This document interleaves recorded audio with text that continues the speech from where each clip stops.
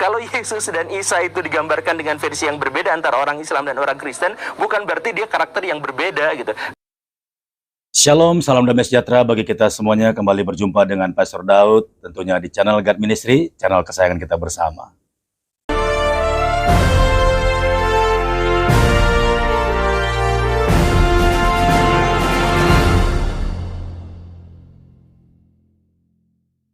Ya, baik, kita akan mencoba untuk mengcounter atau menjawab apa yang telah dikatakan oleh Ustadz Gembul yang telah kita saksikan di video di depan saudara. Nah, dia katakan bahwa Nabi Isa yang diyakini oleh umat Islam sebenarnya tidak berbeda dengan Isa yang diyakini oleh umat Kristen. Nah, menurut saya, menurut pendapat saya, dan saya percaya juga saudara-saudara semuanya setuju dengan saya, bahwa apa yang dikatakan oleh Ustadz Gembul itu tentu umat Kristen tidak akan setuju. Bagi umat Kristen, Isa yang diyakini oleh umat Islam itu jauh berbeda dengan Isa atau Yeshua HaMasyiah yang kami yakini sebagai Tuhan, yaitu Yesus Kristus, anak Allah. Itu berbeda dengan apa yang umat Islam yakini. Yang pasti adalah kalau umat Islam meyakini bahwa Nabi Isa itu lahir itu di bawah pohon kurma, dan ibunya adalah Maryam, saudara Harun. Sementara Isa Al-Masih yang diyakini oleh umat Kristen, ibunya adalah Maria dan suaminya adalah Yusuf, dan kemudian dia lahir di kandang domba di kota Bethlehem. Nah, dari tempat saja, dari histori tempat saja itu sudah berbeda. Dan kemudian, kenapa umat Kristen yakin bahwa Yesus itu adalah Tuhan, dan sesuai dengan fakta ataupun sejarah tempat lahirnya? Karena sebelum umat Kristen ada, itu pada zaman rasul-rasul, ketika Yesus memilih murid-muridnya sebagai rasul, tentulah sebagai seorang guru, dia pasti akan mengajarkan hal-hal yang baik, hal-hal yang rohani, serta menceritakan biografinya, ya, atau riwayat hidupnya. Dan di mana-mana seorang guru pastilah untuk meyakinkan muridnya, dia selalu menceritakan hikayatnya atau dari mana asal-usulnya, kampung halamannya siapa, bahkan lahirnya dia di mana, orang tuanya siapa, bahkan kakek neneknya siapa. Dan biasanya seorang guru agar murid-muridnya tambah percaya, semua data-data pribadinya itu pasti akan dibuka. Tidak ada seorang guru yang punya murid, tapi muridnya tidak tahu identitas gurunya itu siapa, dari mana asalnya, di mana kampungnya, dan dia orang apa. Dan gak mungkin itu bisa terjadi. Pastilah guru menceritakan, membuka semua histori ataupun riwayat hidupnya. Nah, kemudian yang lebih jelas lagi adalah Yesus itu dalam pelayanannya itu tidak lama, saudara, itu kurang lebih 33 tahun. Dan kemudian dia memilih 12 rasul atau murid-muridnya, itu ada yang lebih tua dari Yesus. Dan peristiwa di mana Yesus melayani pada saat itu tidak jauh. Mereka bukan tinggal antar provinsi atau antar kota atau antar negara, tidak. Tapi mereka ada di satu kota yang sama. Nah, bayangkan kalau murid Yesus ada yang lebih tua dari Yesus, pastilah dia tahu ketika Yesus menceritakan asal-usulnya. Dan itulah yang menjadi bahan atau bekal oleh rasul-rasul Paulus untuk menjadi orang-orang yang meneruskan sejarah Yesus atau pelayanannya. Nah, itu sebabnya ketika mereka mencatat sejarah lahirnya Yesus di 4 Injil itu sesuai dengan yang mereka tahu dan yang diceritakan oleh Yesus kepada mereka.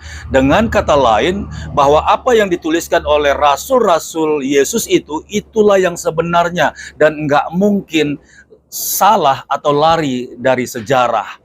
Dan sampai hari ini pun kalau kita lihat fakta atau tempatnya masih ada, seperti kota Bethlehem, ataupun kandang domba seperti apa, palungan seperti apa, itu masih real sama seperti yang tercatat di Alkitab. Lalu bagaimana mungkin umat Islam mengklaim bahwa Nabi Isa itu lahir di bawah pohon kurma? Nah, kalau umat Islam memaksakan histori kepada keyakinan mereka terhadap Nabi Isa, silakan, umat Kristen tidak akan merasa dirugikan, tidak. Karena umat Kristen sudah memutuskan bahwa memang berbeda Isa yang diimani oleh umat Islam dengan Isa Al-Masih yang diimani oleh umat Kristen. Jadi jelas saudara-saudara bahwa apa yang dikatakan Ustadz Gembul itu adalah salah dan tidak sesuai dengan apa yang diimani oleh umat Kristen. Dan lebih daripada itu, bahwa Yesus itu bukan sekedar manusia, bahwa Yesus itu lahir bukan karena adanya hubungan intim antar dua kehidupan manusia, yaitu laki-laki dan perempuan, antara Yusuf dan Maria. Tapi real, Maria sebelum dia diangkat atau dijadikan oleh Yusuf sebagai tunangan dan istrinya, Maria sudah mengandung daripada Roh Kudus. Hanya Maria saja satu-satunya manusia yang melahirkan tanpa hubungan intim. Jelas kalau Allah berkehendak, semuanya itu bisa dilakukan. Tapi beda dengan kalau manusia jadi Allah, itu tidak mungkin. Tapi Allah jadi manusia, itu sangat mungkin. Jadi umat Kristen sangat yakin bahwa Yesus itu adalah Tuhan, bukan Nabi. Nabi itu adalah jabatannya. Kalau bicara tentang jabatan, Yesus merangkul semua jabatan. Dia Nabi, dia Rasul, dia penginjil, dia gembala, dan dia juga guru. Jadi Nabi itu sebenarnya hanya sebuah jabatan manusia yang Allah berikan kepada manusia untuk melakukan tugas pelayanannya. Tapi Yesus lebih dari seorang Nabi, dia adalah Tuhan. Baik saudara-saudaraku yang berkati oleh Tuhan, untuk melengkapi jawaban saya, kita dengarkan dulu apa yang dikatakan oleh Dr. Bambang Nursena untuk menjawab pertanyaan daripada Ustadz Gembul ini. Kita dengarkan saudara. Kalau bicara tentang Yesus atau Isa itu dibedakan dulu. Secara bahasa dan secara teologis harus jelas dulu. Gara-gara karena pandangan Kristen beda dengan Islam, kemudian segala sesuatu yang berbau Arab harus ditolak. Kan enggak seperti itu. Yang pertama secara historis ya, secara historis harus dilihat bahwa sebetulnya nama Isa tidak mungkin muncul pada abad pertama Masehi. Iya dong, itu nama Arab kan. Dan nama itu pun juga bentukan dari bahasa Aramaik. Jadi pengaruh yang misalnya itu yang disebut phonetic correspondent. Biasanya phonetic koresponden, ya koresponden itu kan tidak ada aturannya, bukan hukum bunyi, tetapi itu adalah korespondensi bunyi. Karena biasanya bangsa tertentu itu tidak bisa melafalkan satu bunyi tertentu dari bangsa lainnya, ya misalnya tertukar begitu saja. Misalnya huruf yod atau yud itu kalau di dalam bahasa lain kadang-kadang bisa menjadi huruf hamzah, ya alef atau hamzah. Misalnya Yerusalem menjadi Urusalim, Yermiyahu menjadi Irmiya, Yesayahu menjadi Isaya. Maka Yesua menjadi bahasa Aram itu ada dua. Kalau di Aram Timur itu sering disebut dengan Isua atau Yesua. Jadi Yesua dan Isua itu lazim yang seperti itu.